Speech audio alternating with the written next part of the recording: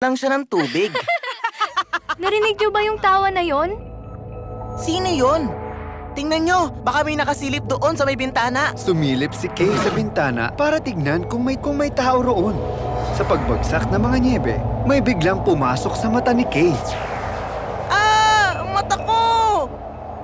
Kasunod ng kanyang mata, tila may tumusok sa kanyang puso. Ah! Aray ko! Sakit ng puso ko! Nakatanim pa rin ang gumamelang binalik mo sa'kin nang tayo'y maghiwalay.